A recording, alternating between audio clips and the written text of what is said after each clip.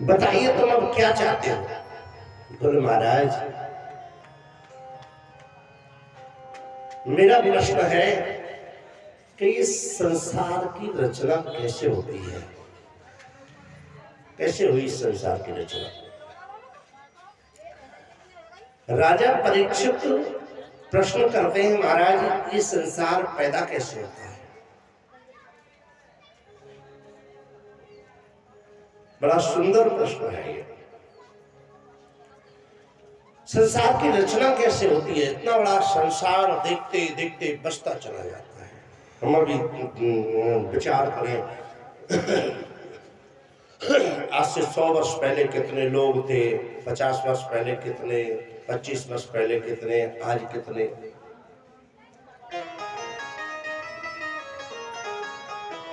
पहले 1000, पहले 1, फिर 100, फिर 1000, लाख, करोड़, 10 करोड़, 100 करोड़, मतलब धीरे धीरे 150 करोड़ होते जा रहे हैं। ये अंकलन केवल हिंदुस्तान का है। प्रेम से बोलो, एक बार प्रेम से बोलो। धीरे धीरे बढ़ते जा रहे हैं लोग। तो राजा परीक्षित कहते हैं कि इस सृष्टि का प्रारंभ कैसे हुआ? बंधु जरा ध्यान देना, जब संसार में प्रलय होता है, ध्यान देना, संसार में जब प्रलय होता है, नैमित्तिक प्रलय जिसे कहते हैं, जैसे मनुष्य की आयु पूरी हो जाती है ना, ध्यान देना, बड़ा सुंदर प्रश्न परीक्षित ने किया इस सृष्टि का। तो सुखदेव जी महाराज बड़ा सुंदर उत्तर देते हैं। कहते हैं, राजन जैसे मनुष्य की आयु खत्म हो जाती है और वो मर जाता है, ध्यान देना, उसी प्रकार से इस संसार की आयु खत्म हो जाती है। अगर हम समझने की भाषा में ये कहें तो कोई बुराई नहीं है कि संसार का जब मरने का समय आ जाता है, प्रेम से बोलो, संसार का मरने का समय आ जाता है। कब? वो जब उसकी उम्र खत्म हो जाती है। जैसे मनुष्य की उम्र खत्म होते ही मनुष्य मर जाता है, ऐसे ही संपूर्ण संसार का जब समय खत्म होता है तो संसार जलमग्न हो जाता है, जल में डूब जाता है। संसार में जल ही जल रहता है। बंधुओं में निवेदन कर दो, एक बार क्या हुआ, संसार नैमित्तिक प्रलय से गुजर रहा है, संसार में जल ही जल है। एक बात और ध्यान देना,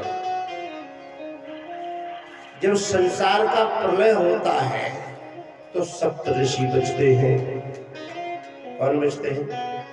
7 ऋषि। और वो कौन कौन है? अश्वत्थामा बलि व्यासो हनुमानश्च विभीषण मार्कंडे कृपाचार्य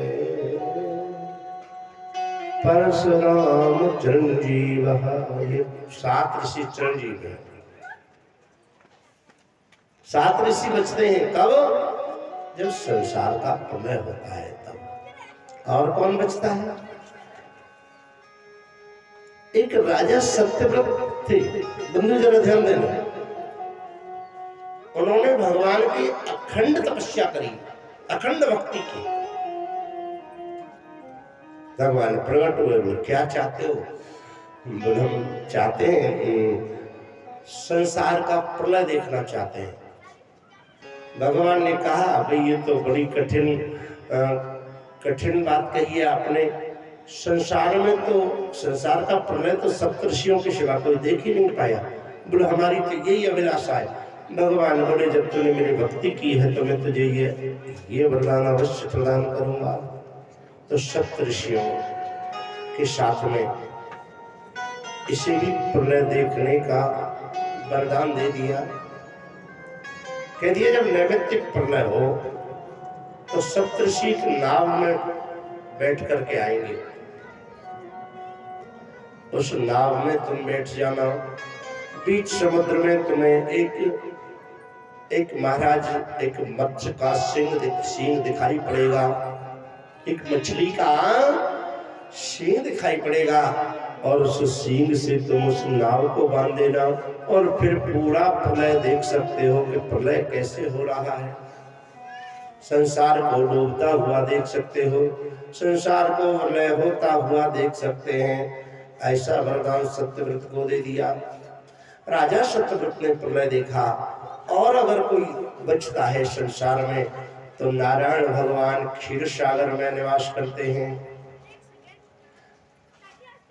शेषनाग की सैया बना करके सो रहे हैं और महारानी लक्ष्मी माई माँ भगवान नारायण की चरण दबा रही हैं, चरण वंदना कर रही हैं, चरण चापन कर रही हैं। चरण दबाते दबाते बंधु क्या हुआ, अचानक नारायण भगवान के मन में एक विचार आया, एको हम बहुश्याम, मैं अकेला हूं, मुझे बहुत से होना चाहिए।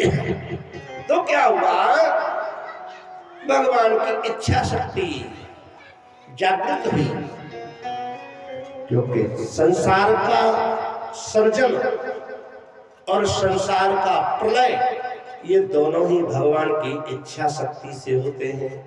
भगवान इच्छा कर ले ये संसार बसाना है तो संसार बसा देते हैं, भगवान इच्छा कर ले कि ये संसार नष्ट करना है तो भगवान इसे नष्ट कर डालते हैं। यही भगवान की शक्ति है और यही भगवान की लीला है।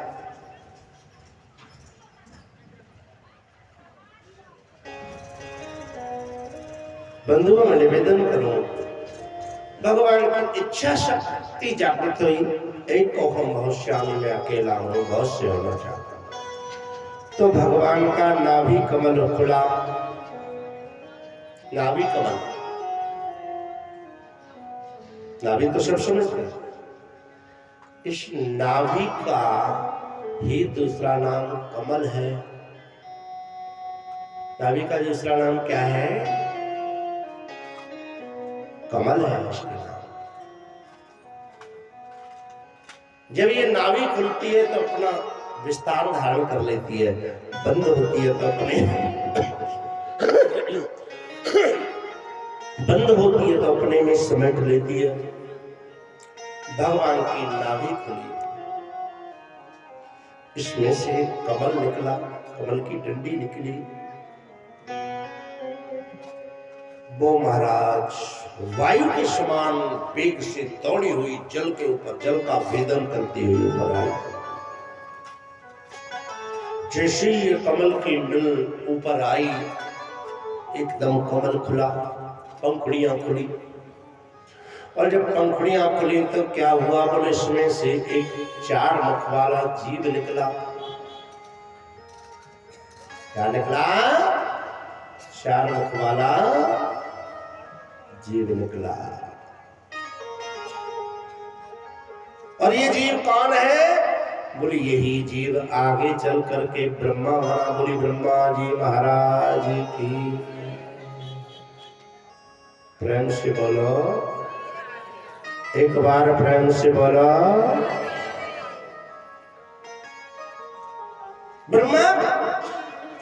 ब्रह्मा जी प्रकट हुए, ब्रह्मा जी डर गए, चारों तरफ जल ही जल दिखाई पड़ रहा है, संसार में कुछ भी दिखाई नहीं पड़ रहा है, जल जिधर देखे उधर ही जल है। परमादरणीय श्री सुखदेव स्वामी कहते राजन, चारों तरफ जल ही जल है। ब्रह्मा जी भयभीत हो गए, दौड़े और उस नदी में उतर गए। नीचे गए, कुछ भी नहीं मिला। ऊपर आए, जल मिला, फिर नीचे गए कुछ नहीं मिला, फिर ऊपर आए तो जल मिला। ऊपर आते हैं तो जल मिलता है और नीचे जाते हैं तो कुछ भी नहीं मिलता है। परमादरणीय श्री सुखदेव स्वामी कहते हैं, राजन आज ब्रह्मा जी जैसे ऊपर आए, ब्रह्मा जी को भ्रमण करते हुए 10,000 वर्ष व्यतीत हो गए, और जैसे ही ब्रह्मा जी ऊपर आए तो जो कमल की पंखुड़ी है वो महाराज बार बार पानी से टकराती है, और बार बार पानी से टकरा करके तप तप तप की आवाज करती है। ब्रह्मा जी ने मन में विचार किया, ये तप तप की आवाज आ रही है तो जरूर मुझे तप करने के लिए बोल रही है। सो ब्रह्मा जी महाराज आज इसी कमल के फूल के ऊपर और महाराज अपना आसन लगा करके बैठ गए, और बंधुओं आसन लगा करके जब बैठ गए तो तप करने लगे। तप करते करते महाराज 70,000 वर्ष व्यतीत हो गए, और 70,000 वर्ष तप करने के उपरांत ब्रह्मा जी की इच्छा हुई अब मुझे चलना चाहिए, और ब्रह्मा जी पुनः जो है उसी नली में उतर के आ गए। और जैसे ही उस नदी में उतरते ही देखा तो उनको नारायण भगवान के दर्शन हुए, क्योंकि भजन ही तप ही एक ऐसा साधन है जिससे भगवान को पाया जा सकता है। नाम जप किया है,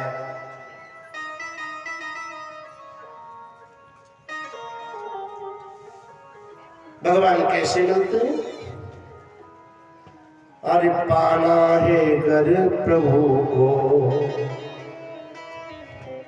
पाना है घर प्रभु को, हरि नाम से मिलेंगे। पाना है घर प्रभु को, हरि नाम से मिलेंगे। पाना है घर प्रभु को, हरि नाम से मिलेंगे।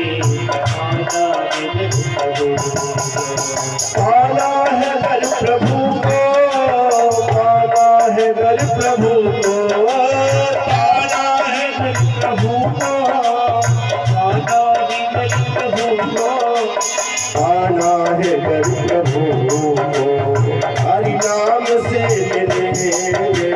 पाना है घर प्रभु को, हरि नाम से मिलेंगे। पाना है घर प्रभु को।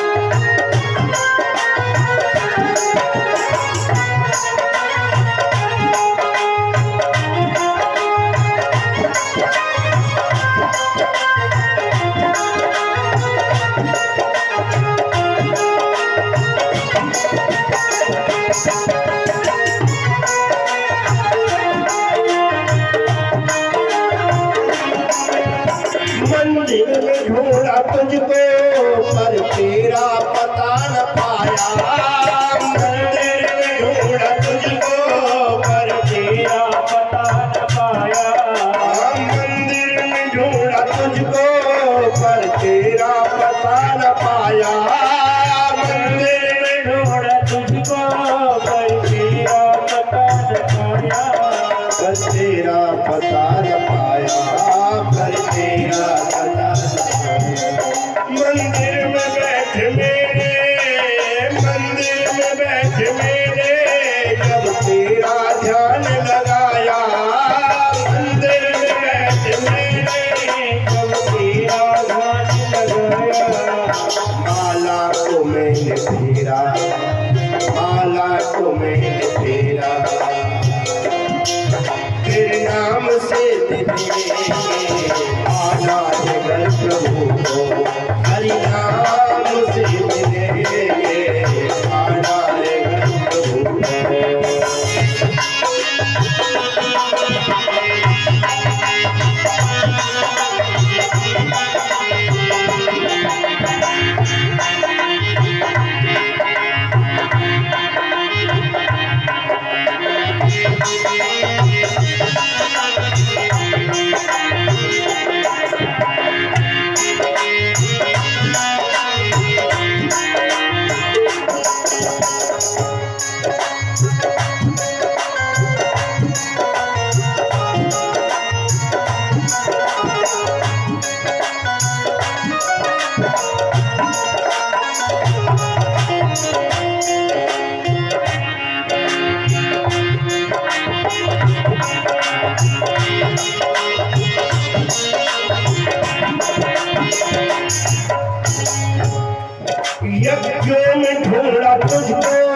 पर तेरा पता न पाया।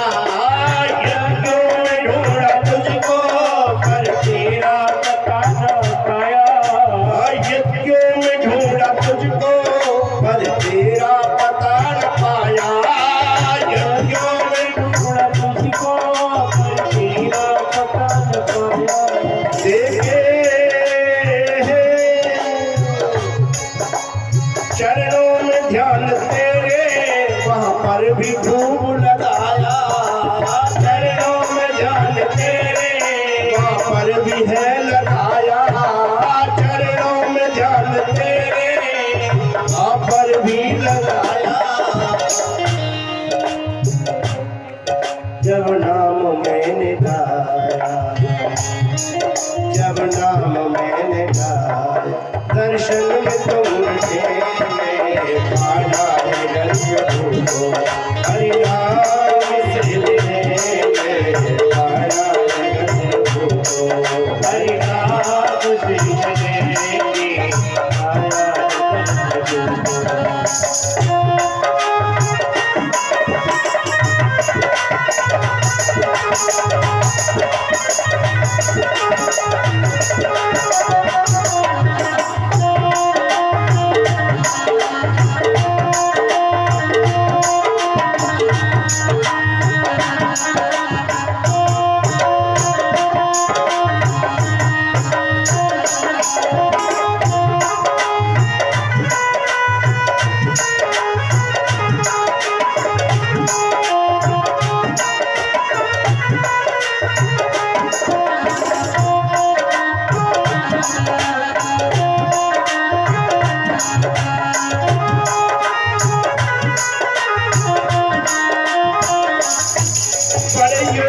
ध्यान लगाने पर तेरा पता न पावे।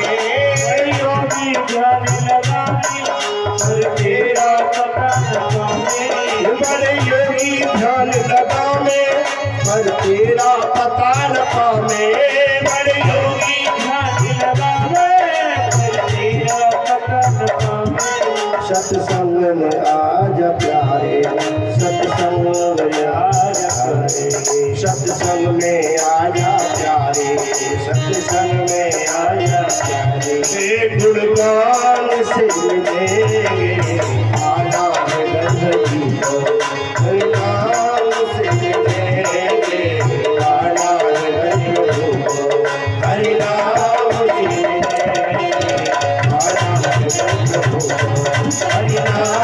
से मिलेंगे आना है गणपति को। हरि नाम से मिलेंगे आना है गणपति को। हरि नाम से मिलेंगे आना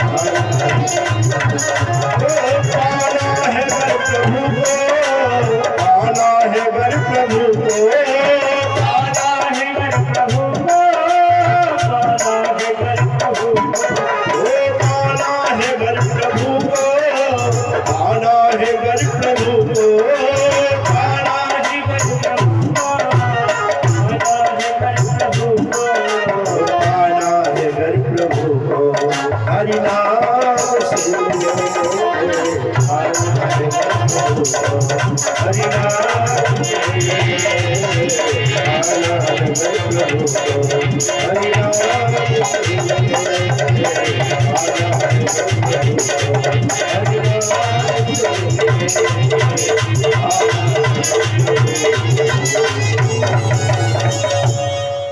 पाना है प्रभु को। हरि नाम से मिलेंगे सत्संग में आजा प्यारे।